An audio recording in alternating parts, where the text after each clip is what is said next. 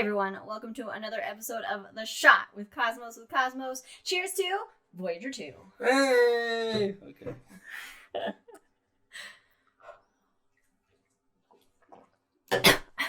Ooh! Hello. Voyager, woo! 2! Wow. Whew, you chose that. I did choose it. Launched from Cape Canaveral, Florida on August 20th. 1977. Wow. Voyager 2 on a Atlas Centauri rocket Sure. took off for the solar system. Ran toward the solar system. Ran toward the solar system to fly by. Had a sister spacecraft, Voyager 1, ironically, which launched September 5th after it. Yeah. Due to the different routes that they were going to take. It's the Voyager 2 is the only spacecraft to fly by Neptune and Uranus. We have not had a spacecraft go by those planets to I date. can never remember which one did it. But Yeah, it was Voyager 2. It had its closest approach to that's Jupiter, on July 9th, 1979. So You're negative. Almost 2 years after its launch, it went to Jupiter, flew by Jupiter, and by August 1989, it had its flyby of Neptune. Oh, wow. So it took a very roundabout path through the solar system for gravity assists. But it got there quickly. Because of the gravity assists that it used the other planet's gravity to boost its speed. Both Voyagers carry the Golden Record, which is basically a golden record for kids these days. A record is something that used to play music and shit, but it was a record to symbolize all that is earth and human, collection of music and languages and images and a diagram of what we look like naked, all compiled together by the one and only Dr. Carl Sagan. Hail Sagan. It's now an interstellar mission. However, the Voyager spacecrafts are our only interstellar spacecrafts that we have out there. Really? Voyager 1 hasn't? I thought Voyager 1 and one of the messengers or the pioneers or something. If one of the messengers and pioneers they're not working anymore. Whereas the Voyagers, they're still working. They're still doing science. They're still sending back data. So currently, Voyager 2 is 18.5 billion kilometers away. Wow. That's far. That's 123.6 astronomical units. 1 astronomical unit is the distance between Earth and the Sun. Wow. Almost 5 times the distance between the Sun and Pluto. Yeah. It's far. It's far out, man. It's far out. So now it's in an area called the heliosheath. Which is actually still before the Oort cloud, which is like this hamster ball of comets that surrounds us. That sounds like a part of the body. Right in helio. Like an artery. Sheathe that helio. That's inappropriate. It's part of the bubble around the sun that's created by the solar wind and has the interstellar wind opposing it. So it's kind of this boundary between the solar wind going out and the interstellar wind pushing in. And the interstellar wind is created comes from the explosions of stars long past, millions of years ago. Supernovae, stars exploded, and so it's this basically wind through space really cool. that comes and from it pushes back and forth. It pushes back and buffers it. So it reached what is basically technically interstellar space, I suppose. November 5th. 2018. It is currently headed away from the sun beneath the plane of the planets. Okay. Voyager 1 is leaving above the plane of the planets. Yeah, because Saturn kicked it out. They're at 2 different areas, which is good because their job is to kind of study interstellar space and the effects that the sun has and interstellar space has on the solar system and all that good stuff. And so they can, instead of getting data from, say, where Voyager 1 is, or something in my eye, where Voyager 1 is, and saying, oh, well, maybe that's just because it's an anomaly where Voyager 1 is, but Voyager 2 is getting the same stuff, and it's in a different spot, so that way they can be like, okay, this isn't an anomaly of things.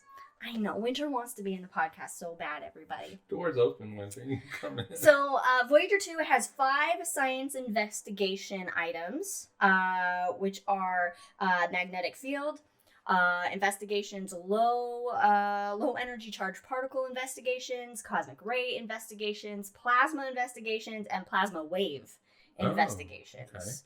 Okay. And essentially what we've been able to learn so far from Voyager 2 is really how the sun, I'm sorry, this hair is something in my eye, how the sun interacts with interstellar space. It's learned that plasma in local interstellar space is more dense than inside the heliopause, which is another region of the heliosphere. And it's cooler inside the heliosphere than out of it. Interesting. Yeah, and that plasma is essentially being compressed, but they have no explanation for why that is just yet. Mystery. They've detected particles leaking into interstellar space from our solar system. So that indicates that there's it's sort of porous in that area. Porous in quotes, I suppose. Voyager 1, it found magnetic field just beyond the heliopause that is the same as inside the heliosphere. And so Voyager 2 confirmed that because it also detected those readings in a different area. And that the heliopause is not smooth and it has magnetic bubbles as the sun's magnetic field gets warped at the edge of the solar system. Oh, okay. Okay, yeah. Yeah, so it's doing it's studying things that we can't study because, we've never been able to really study it up close, so to speak, before because these are the first spacecrafts to go there, to do science there, at least, to be functional. Now, recently, we did lose communication. Yeah, I was going to ask, was it 2 or 1? Voyager 2 lost communication for a bit for an accident. Yeah. It was an accident. The antenna was inadvertently pointed away from Earth. And so it was unable to receive commands or send data.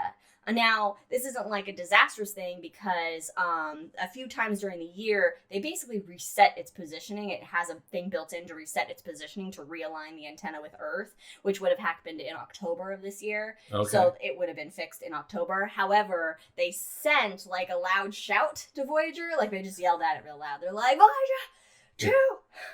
And it heard it. It worked, and they were able to actually have it receive the signal to then reset itself, to realign with the Earth. But because of how far away it is, it took 37 hours for them before they found out if their shout worked or not. Wow. So it is. Well, the headline I saw was something like NASA receives heartbeat from Voyager so they heard it. They're like, all right, we're back in communication, which is really awesome. That's good. What's kind of crazy is like the initial mission it was supposed to be like 4 years. They always underestimate it. Always. And so it actually was supposed to end relatively soon. However, they're extending the life of it by it's powered by plutonium decay, basically. As the plutonium decays, it creates energy, heat source, and powers the spacecraft. But that won't last forever. And the instruments on it has the 5 science instruments, those, where power, those take power. And so what they're going to do is they're basically going to turn them off one by one over the years just to prolong its life. Okay. Okay. So it has several more years left in it by doing this. However, once it is fully powered off, once it's fully done, it's still going through space, and we'll still receive a signal.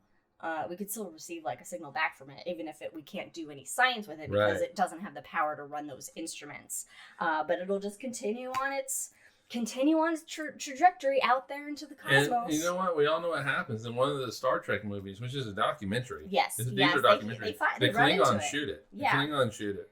That's the whole Voyager thing in Star Trek 1, the motion picture. So it's really exciting that we have the Voyager spacecrafts out there where really no man has gone before. No human. No person. No person has gone before. So Voyager, fair winds and following seas. Oh, well done.